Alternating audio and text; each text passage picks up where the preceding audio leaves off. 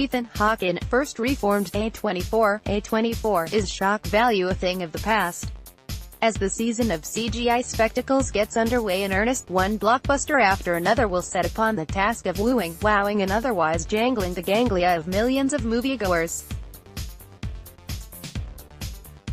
Meanwhile, on another level entirely, a cadre of venerated auteurs will set out to startle, destabilize, even alienate viewers, presumably to challenge their bourgeois complacency. Or at least get them talking.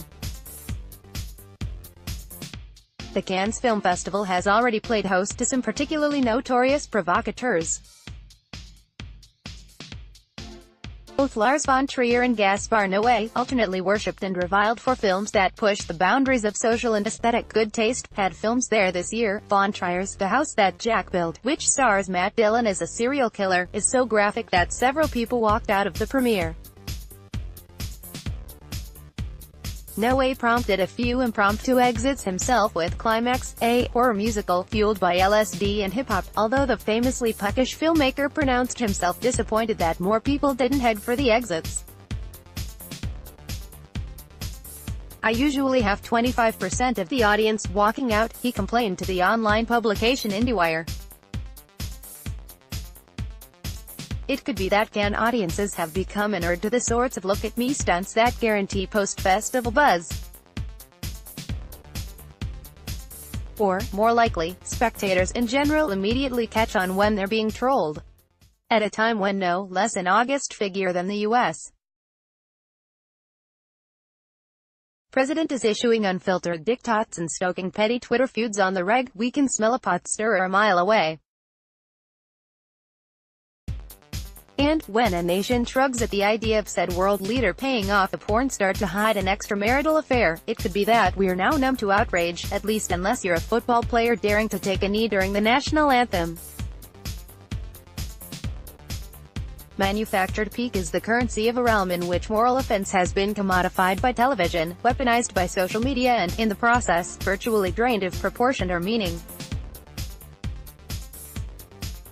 Whether as a function of cynicism or selective indignation, the wised-up filmgoer can no longer be counted on to take the bait, however enticingly slimy.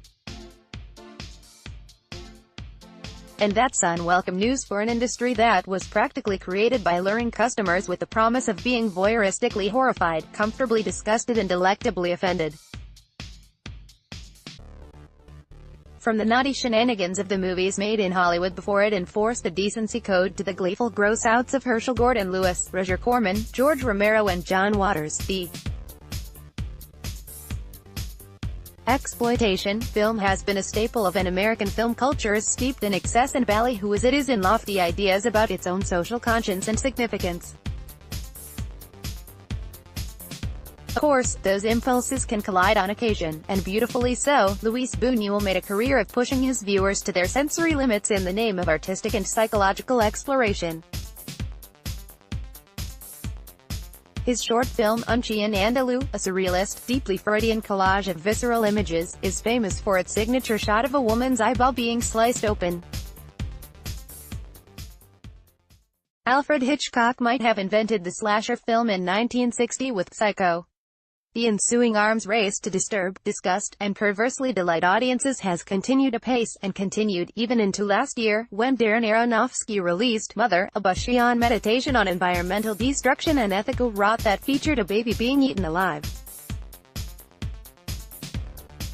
Whereas several critics and fans thought Mother was the stuff of transgressive genius, others, this one included, thought it went off the rails, its larger point lost in a sea of opaque self-indulgence. But once in a while, substantive ideas can still be joined with graphic, even gruesome images that aren't so much a stunt as an attempt to pull viewers into an intense, almost otherworldly, psychic state. With First Reformed writer-director Paul Schrader does just that. In the film, Ethan Hawke plays Ernst Toller, a Protestant pastor experiencing a painful crisis of faith. Schrader's unmoving camera captures a man quietly thinking, writing in his journal and embarking on thoughtful conversations with parishioners and colleagues, against a spare backdrop of echoing rooms and wintry countryside. Then, like a master manipulator and seasoned showman, Schrader chooses just the right time to punctuate the meditative mood with shots that startle, unsettle, even repel. In one moment, a bloody, decapitated corpse; later, an excruciating scene of suffering and self-destruction. In many ways, First Reformed strikes the perfect balance for Schrader, whose career began when he wrote the brooding urban drama, Taxi Driver, and who for 40 years has returned to the theme of isolation, doubt, testing and metaphysical self-discovery. At a screening of First Reformed at the National Archives last week, Schrader recalled his strict Calvinist upbringing and how he discovered film's lurid pleasures, then went on to write a book called Transcendental Style in Film. As he told Motion Picture Association of America chairman and CEO Charles Rivkin, "I like sex and violence and action and empathy." But he came of age as a film connoisseur watching the prayerful dramas of Robert Bresson. Thus competing impulses, what Schrader called his sacred past and profane present, suffuse First Reformed, but never at the expense of such humanist values as life, death, spiritual discipline and, just maybe, redemption. Schrader has proved that shock still has a place in American cinema, and that, in the hands of a consummate artist, it can coexist with genuine awe.